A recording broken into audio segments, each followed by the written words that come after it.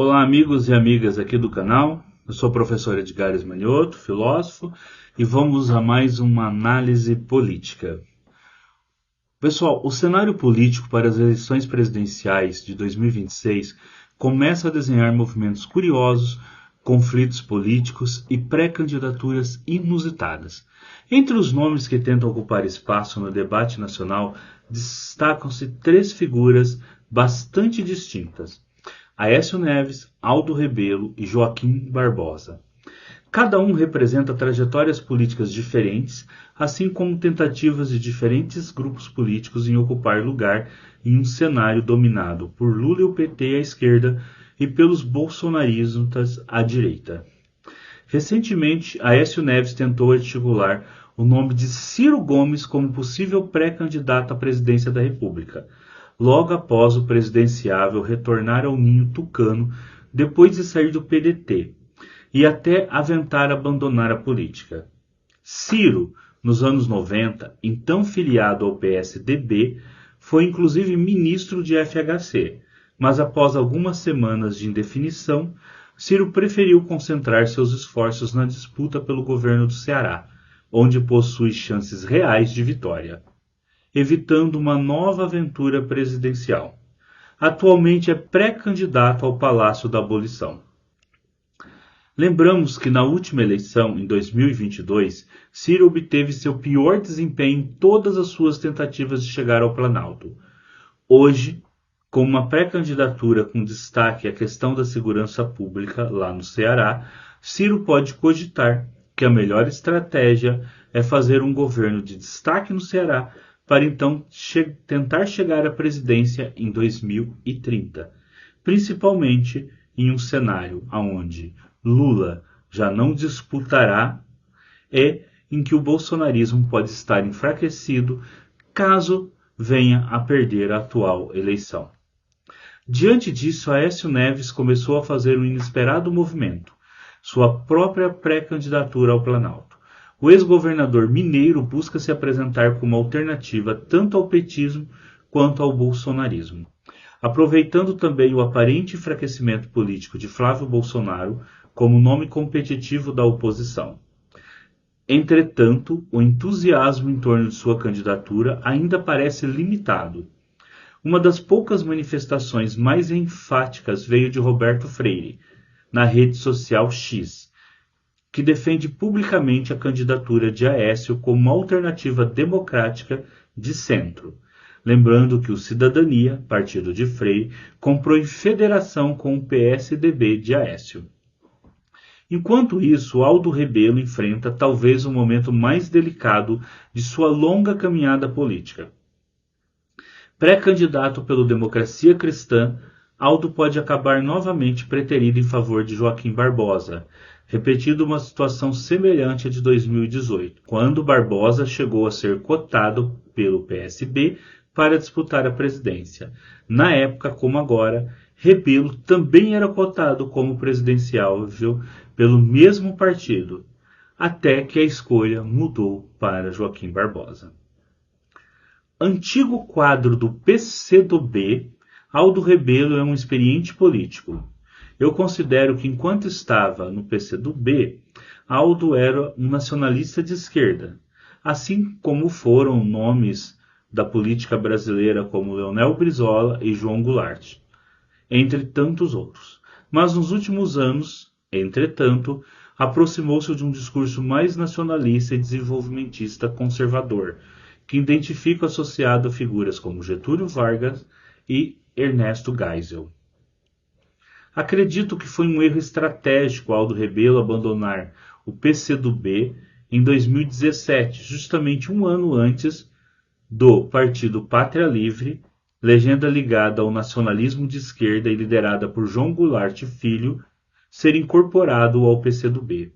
Se ainda estivesse no PCdoB, haveria ali a possibilidade concreta de construção de uma corrente nacionalista de esquerda dentro do partido, formada por Aldo e os integrados ex-pepelistas. Considero que atualmente Elias Jabbour vem justamente se destacando por consolidar uma alternativa de esquerda nacionalista dentro do PCdoB, Aldo poderia ter iniciado este processo. Em vez disso, Aldo percorreu uma longa rota partidária. PSB, Solidariedade, PT, MDB e agora a Democracia Cristã, sempre mantendo viva a intenção de chegar à cadeira presidencial. Atualmente, como pré-candidato pelo DC, Aldo Rebelo aparece com cerca de 1% das intenções de voto nas pesquisas eleitorais. Nesse contexto, Joaquim Barbosa surgiu como uma alternativa mais atrativa para o partido, principalmente por seu potencial de visibilidade nacional e maior competitividade eleitoral.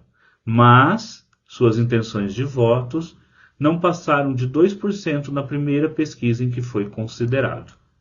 Se a intenção do Democracia Cristã em ter Joaquim Barbosa como pré-candidato é se tornar mais competitivo ou dar mais visibilidade ao partido elegendo deputados, ou mesmo para futuras negociações, parece que os resultados que podem obter não serão muito melhores do que aqueles que obteriam com Aldo Rebelo. Aldo Rebelo é um político experiente, com carreira consolidada de deputado federal, ex-presidente da Câmara dos Deputados e ministro de diferentes áreas, incluindo defesa, ciência e tecnologia e esportes.